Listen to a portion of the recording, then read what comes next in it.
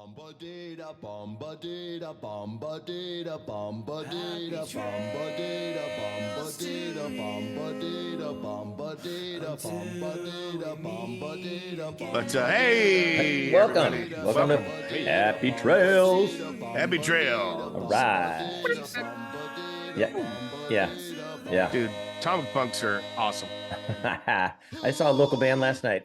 Yeah. Slap and Tickle. Excuse me.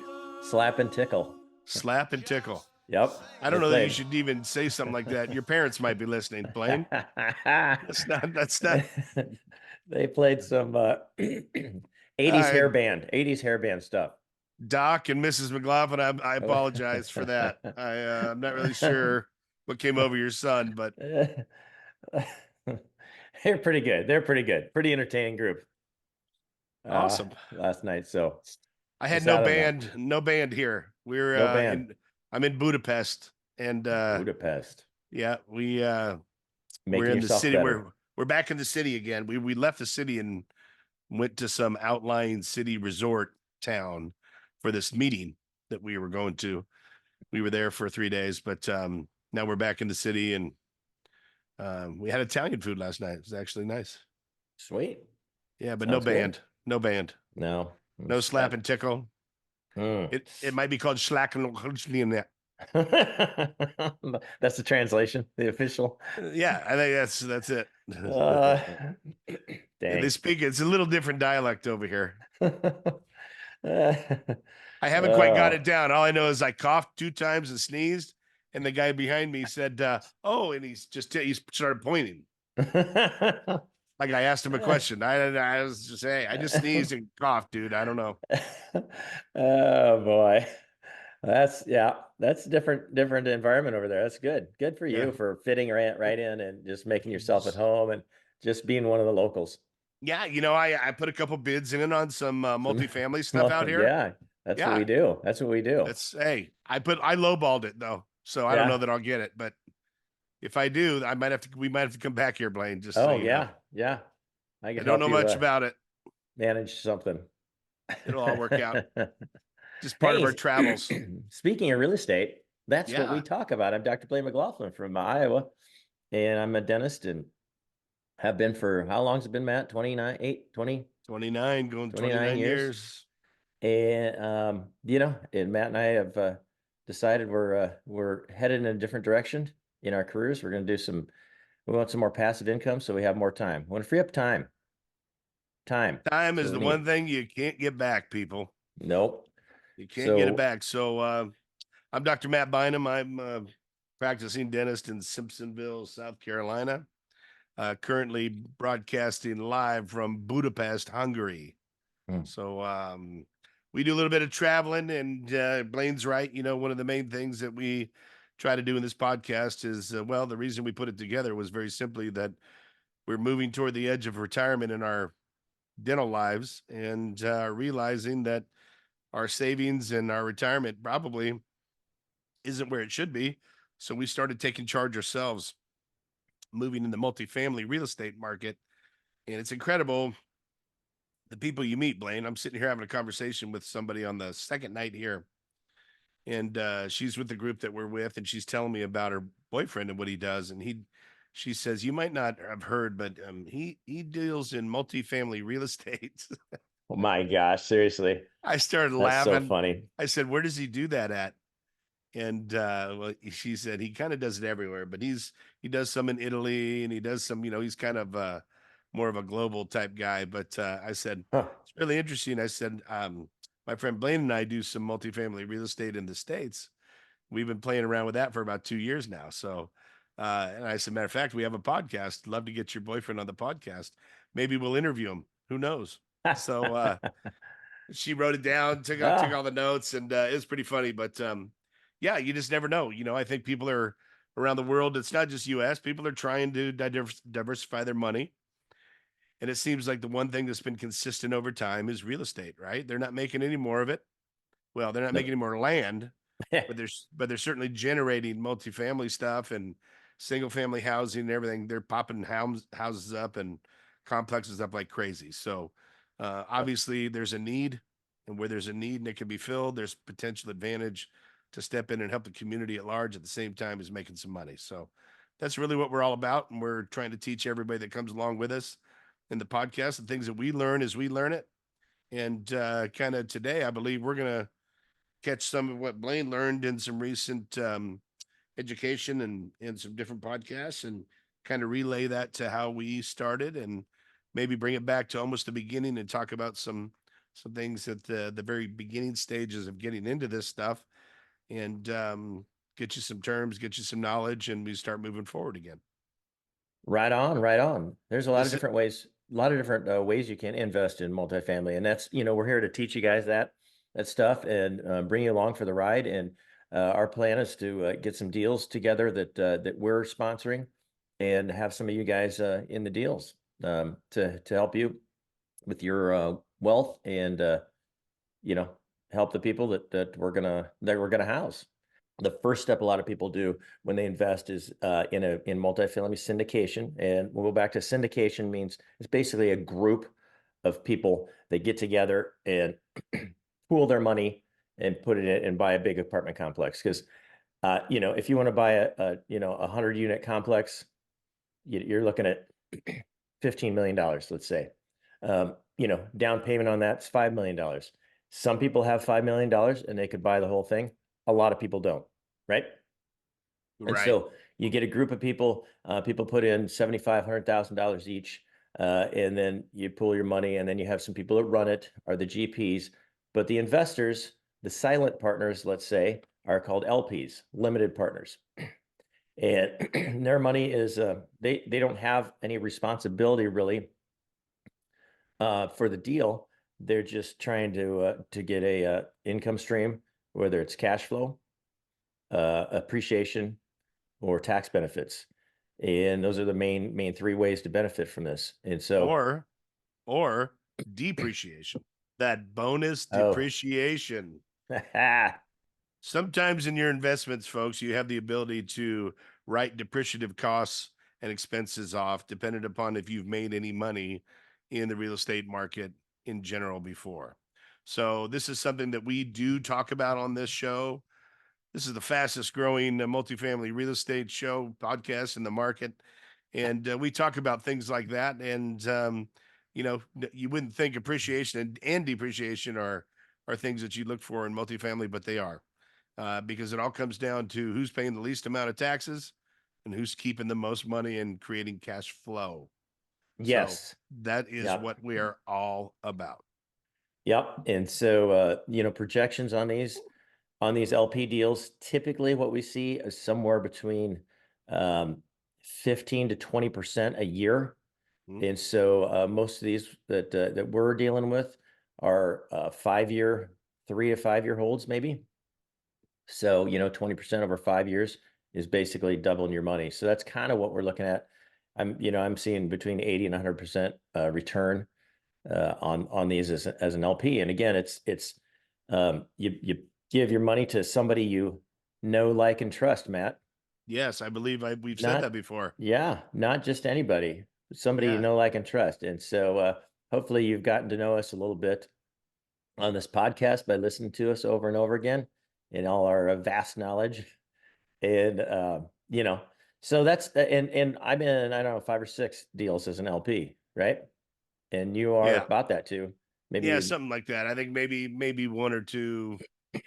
Well, I mean, I got a lot of we both have a lot of irons in the fire, because I think what ended up happening is right around the same time we realized that we need to do something very drastically different than what we're currently doing. yeah. And Because yeah, and the drastic difference occurred to me when I looked at my retirement plan over the last yeah, 25 years, and I did some calculations and realized that I was getting 3% return man, that is kick in the ass. stock market. Really. You're kicking some booty. That's what we're told, Matt. That's what we're told. Yeah, Hey, unfortunately. invest in your IRA, invest in your 401k, and it'll just grow. And the market averages about 8% over their lifetime. So if you put this much in, you should have this much when you retire, and then you can be comfortable and loving, and everything's good. And 3% is a lot freaking different than 8. Yep. And now And understand that there are the people that are telling you this are coming at it from different perspectives. Oftentimes, some are the ones that are controlling the funds. Some of them are financial investors, financial advisors who are there saying, "Hey, just put your money with us. We'll move this around. We'll diversify your money so that way you're not locked up into one or two areas." And we found that that's been the best strategy. Everybody will tell you the same thing. But the reality is pretty simple. If the market's hitting at the time that your money's invested, you might be making some money, but the probability is over time you're not making any money. Minimal. I think a lot of people used to rely on savings. They'd stick money in the bank and get, what was it, Blaine, 4%, yeah, 5%. whatever. Yeah, so you get 4%, 3. 5%. If you get a high yield interest account, what are you getting now? Six and a I'm half? getting, well, because interest rates are high, I'm getting 5.25.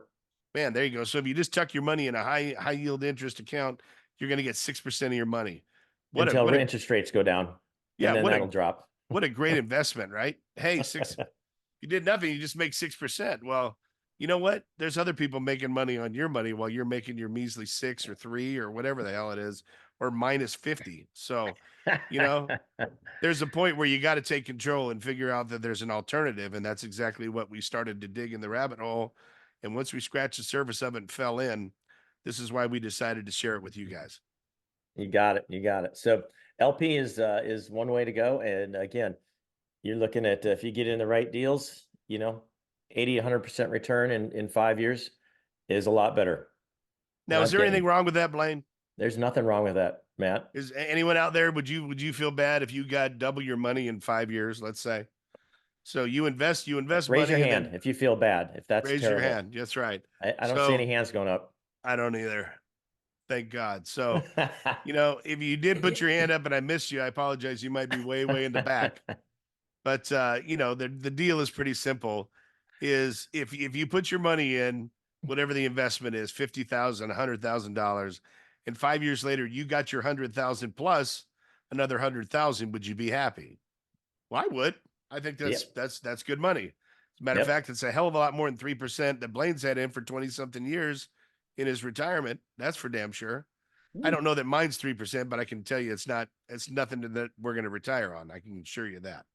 So why not take that money, invest it somewhere else where you make a little bit more? And are we ready to retire on that money, Blaine? Well, not yet. I'm gonna be. No, because that doubling that 100,000 probably isn't going to cut it from Ann and I and the family. So we've got to continue this process with other people, other multifamily real estate investors, with other syndications, with other GP general partners, and attracting other LP limited partners like you or like us. Exactly. And GP you mentioned, Matt. So that's another way of getting investing in these. And the GPs are the general partners of the group. And there's typically multiple GPs per deal. They each have a role. The SEC says that if you're a general partner in this deal, and that means you're kind of running the deal. You're the one in charge. You're making the day-to-day decisions. But everybody has to have a role. Somebody has to be the financial guy. Somebody has to have a role of investor relations. What are the other roles, Matt? Asset management is a Asset role. management. Yeah. But anyway, there's different assets. There's different responsibilities. Some of these syndications carry with them, as minimal as 3 GPs. I don't know that I've ever seen a 2 GP deal. It'd have to be a lot smaller. Yeah, it'd have to be a really small deal. We're into like 80 units and above, and so that's kind of our sweet spot. And so it just requires more people to manage that, manage the asset once you purchase it, because obviously you get a deal. Somebody will find the deal too. That's one of the roles, is finding the complex that you want to get into, figuring out if it's a good deal, a good market. Yep. But the advantages of being a GP are you can get paid for it, right? I mean, you're managing millions of dollars, so it's not like, this is a big business, right? And you're managing other people's money, so you got to take care of that. And you know, that's kind of our goal, and that's why we want to learn as much as we can. So when we start to do this for other people, they can trust us, they can feel good about it, and we know we're heading in the right direction with not only our investment but their investment. Yep. And Just so remember what Peter Parker's grandfather said to him. He said with it was his uncle. was his uncle? Oh, I that's think it right. was It his was his uncle. uncle. What and what he said with great power comes Great great responsibility. responsibility Everybody knows that. because Great quote, isn't it? it is. Yeah. I Yeah. thought it was his grandpa though. But No, it was his anyway, uncle. it's okay. It sounds better as his Auntie grandpa. May, Auntie May, Auntie May. and Yeah. Uncle Yeah. Okay. I get it Billy now. Bob. Okay. Yeah. He was just looked so much older, I guess. I don't know. But this is exactly the point. This is exactly what we're talking about. If you're going to take on becoming a GP in a deal and you're pulling the strings and you've got, I don't know, you've got 50 passive investors that you're answering the call for and you've taken their hard-earned money and you put it inside this deal, I better hope that you have put every effort you can to make sure that that deal is going to come to fruition, because the end game is what's going to matter for those people that are putting their hard-earned money in there. Yeah. Yep. And that means a lot. And it's not only just for the investors. You also got to remember that these improvements and things you're making to these complexes are helping to change the community at large too. So there's a huge, huge factor involved in this that involves the community, which is, more philanthropy than it is just going out and trying to make money. So there's a huge component for that in multifamily real estate as well, which a lot of people appeals to them. So Yeah. Yep. So being a GP allows you, again, a lot more responsibility, but there's a lot more financial benefits to it. So you get a cut of the deal. When you sell it, there's a percentage. Some of it goes, you pay your LPs back first, make sure they get paid, and then you get a big portion of the sale. So if you do things right, you're going to benefit. And instead of doubling your money, maybe you 10x it. And so that's one way. Now the other thing that all the GPs really need to do is raise capital, right? Yep. And that's not an official role. You can't come in and be a capital raiser because the SEC says you can't do that. You have to have another title. And so, but if you're gonna have a deal, you got to have money for the down payment, right? And the Yep. CapEx. And so you gotta be able to raise cash. And that's and my I did a class basically all last week. There's a couple hours a day and excuse me, where I learned about capital raising and how to do it and what to do. And it was mind blowing. I mean, it opened up a lot of doors, opened up a lot of things for me. So I'm excited to move forward because that's one of the areas I'm kind of good at numbers, and so I can look at a deal and underwrite it and go, oh yeah, I think this is good. If we can get this for rent, look at the comps. If we can do this and this and this, I think this is going to be a great deal. That's easy. I mean, Matt and I deal with people all day, every day for the last 29 years as well. So I think investor relations is something I'm probably pretty good at. Yeah. I can talk to a lot of people with a lot of different personalities and get along with them. And so, but the one thing I always kind of worried me or scared me was capital raising. It's hard to, hey, dad, you got $100,000. You want to, I mean, and your family and friends, you think that's kind of the way to go. Yeah, I mean, that is, you might have some family and friends that want to invest, but long term, that's not going to take you very far. So there's a lot of other ways to get investors and pique their interest and show them that you know what you're doing. So yeah, capital raising is important. And what's the main reason for his capital raising plan? Because again, you touched on it a second ago, but your capital raising so you can gain access to funds so you can go and purchase the apartment complex. But right, what is it about those funds what does it allow you to do? That is called using what?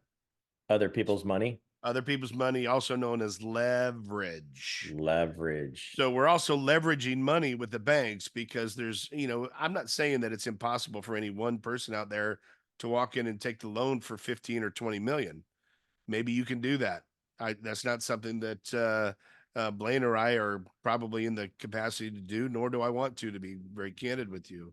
So I'd rather be a part owner of that whole thing, leverage the money that is being put in by the investors to borrow against the house, which is the bank, knowing that they're going to finance the project for the limited time frame that it's going to be, the 3 to 5 years. As the rates go up and the rates go down, our rents go up, our money comes in. There's more money coming in than going out as we sell the new property that's been revamped, or we refinance the property. The investors get paid, the GPs get paid, and then the rest they're sitting on is either long-term investment or let's do this again. And then we flip it again. So this is how this multifamily game works, to be very candid with you, is improvements, community build, wealth for the investors, turn and sell. The next group comes in, they do the same thing. They make a modification to the complex, they make modification to the rents, they come in, they either refinance or they sell, and it starts over again. So, and that was one of the things that I think we learned, Blaine, that really blew us away, is how frequently and how often a complex can be purchased with the same exact rules and laws and benefits for all those that come in and play the game as passive investors or general partners. And you get to repeat the cycle over and over and over and over again, and it's completely legal. Did not even comprehend that you could do that, because why would they allow you to do that if you just did it? Well, because now you're changing the game in the face of the community at large to attract different types of people to want to rent from you, because housing is still something that is in high demand and short supply. They're Yeah. building more and more of it, but we still don't have enough of it. So these groups that now, these complexes that Blaine and I talk about are what we call B and C complexes. These are not the brand new apartment complexes when you drive around your city that you see coming up from the ground up. These are not the Taj Mahal apartment complexes with waterfalls and lazy pools, all that stuff. These are complexes that have been around for a while that need to be revamped. They need new roofs. Maybe they need new siding. Maybe they need new yard work. Maybe they need upgrades in the packages, new sinks, new counters, new floors, whatever it is. Regardless of what it is, it's taken a C complex to maybe a C plus, and then the next time it gets taken, maybe it goes from a C plus to a B minus, and a B minus to a B plus. So there's constant room for growth in all of this stuff. Yeah, Blade? Yeah, that's totally true. And so that's how we want, that's how our style, that's what we're looking for in investing in apartments, is rolling these over and building wealth. Some people get into it for cash flow. And that's, if you want cash flow, there's a little different take on things, where you would buy a complex, and maybe you just hold it for a long time, and you plan your whole CapEx program around increasing the rents, and instead of turning around and selling it, you increase the cash flow over time, over and over and over again, year after year after year. That's one way to do it too. And that's what some people want. I've talked to some investors like, yeah, I don't, you're going to sell this in 3 to 5 years. I'm not sure if I want to do that. I kind of want more long-term cash flow. I'm like, okay, that's cool. That's great. And that's not what we're doing. So, maybe you're not a good fit for our group. So, we got to find that out. And that's one of the things that we're doing is when people are interested in investing, we find out what exactly they're interested in to make sure they're a good fit. Not only to benefit us, but to benefit them. Yep. You have to have goals, and we got to figure out what our passive investors, what their goals are, just our investors in general, because who knows? Like Mike said, if theirs is more long-term, then they need to understand that at the end of that 3 to 5 years, when we cash out, they're either going to have to re-up with the next people, which is they can certainly do that, but it's not going to be with us. So they can continue to roll that with other people that maintain the same complex, or they can move into another arena and do that, but it just won't be with us. So that's just not in our wheelhouse for what we're doing. Maybe down the road, there might be something down the road that we take something on long-term and just create that mailbox money that so many people talk about, that check just comes in every month. That's great. There's nothing wrong with that. Blaine and I just happen to be looking for faster return, faster money. And we've said that from the beginning. Yep. Another type of investor in a syndication is called preferred equity. And preferred equity is a little different. It's basically these companies bring in, they have a bunch of investors underneath them. So, and they'll come in and say, hey, if somebody's having, and this can happen, if you got to raise $5 million and all of a sudden, and you get to 3.5, you're like, I can't find anybody else that will put money into this. Preferred equity groups will go, hey, I'm interested, but if you're going to do this, I want 9% return guaranteed the first year or 2 years or whatever. And so they'll bring in that extra money, and then they are number one on the totem pole of getting paid back. So so there's good and bad with that, because if you're having trouble raising money, maybe they can bail you out so you can get your deal done. The downside is they're number one, so their LPs take a step back. And so if you're going to do that, in my opinion, you better make sure the LPs that are investing know that there's preferred equity in front of them. That and it again, I'm sure it works really well for some deals, but I've heard of some deals where LPs invest and they're like, okay, this is what we're doing, and then the general partners are like, I need an extra $1 million, $2 million, and they don't even tell the LPs, and they bring in preferred equity to fill that gap. Well, that just kind of dilutes the LP, how much the percentage of ownership they have, and I think that's kind of shady. But you got to be transparent. You got to let everybody know. I mean, if you're going to do something like that, you got to be right up front with everybody, and that's we're just real people, and I think we said this. We're just kind of transparent. We're just ourselves, right? We're not trying to hide anything from you guys, and I certainly wouldn't do that as a GP. And I don't do it again, this is called years of experience with my patients. I don't fricking try to BS around them. It's like, hey, here's the deal. This is what's happening. What do you want to do? And again, done that for years. So that's how we would do as GPs. I think one of the great things about when you just speak the truth with people, you don't have to cover ground and remember what you said, where or how, or it just doesn't matter, because it's the same. You say the same thing every time. It's that easy. And this is a great example of that. I've been involved in a deal like that, Blaine, where the pref equity was supplied because they needed more funds. So they didn't have it in the raise. So somebody came in and offered a pref, and they wanted, I believe it was a year payout. They wanted like a 8 or 9%, which is fine compared to what the other percentage was going to be over the long haul. But man, that's a big hit. So, and I agree with you. I think this is something that, again, in the general partners, I probably would have gone to all my investors personally and said, hey, we're still in need of some money. Do you have any friends that you may be able to bring to the table that can get involved in this deal? That is, if it depends if it's open or not with the SEC. Obviously, there's rules and restrictions and regulations with that. I'm talking about if it is indeed open. In that case, then, bring them to the table, because otherwise we might have to take pref equity, and you're going to have to let them know that they're going to take a back seat. So, and then at that point, you'd have to give them the opportunity to back out or not. I agree. I totally agree. Yeah. So and then the last investor, and Matt touched on this a little bit, is the bank, right? So you're buying a $15 million building. You have the LPs putting money in, maybe some pref equity putting money in, and the bank puts money in, and they're like, hey, we'll put some money in. You have to pay us interest on that. And we're like, okay. But that's the process of leveraging money, and that's one of the things that makes real estate so amazing and so beneficial, is that you can use the bank's money to build value and in your nest egg there,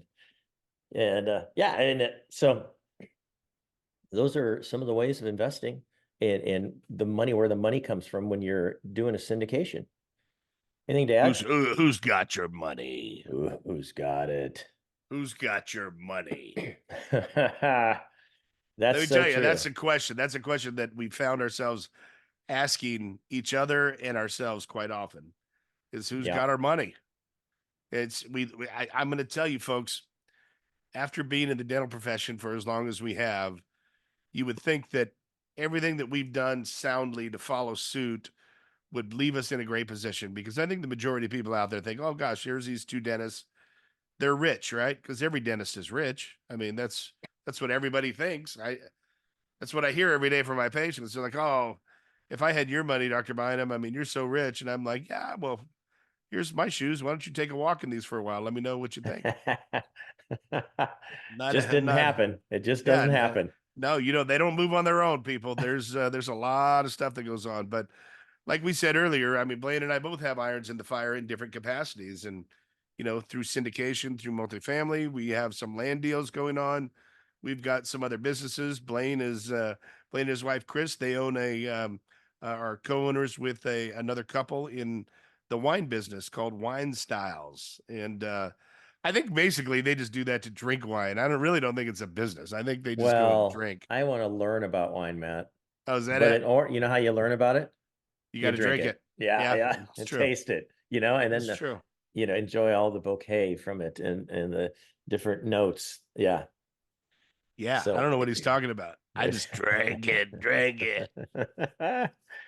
All right. All right. Anything else to add, Matt? That might do it for No, I think that's Budapest. I think that's a great shot, a little short intro. Obviously, we've talked about this before. Some of you heard listening tonight are kind of like, we've already heard that before. Well, again, you got to understand there's new people coming on board constantly, so we have to go back and we got to remediate every now and then, because repetition is what, Blaine? Second law of learning.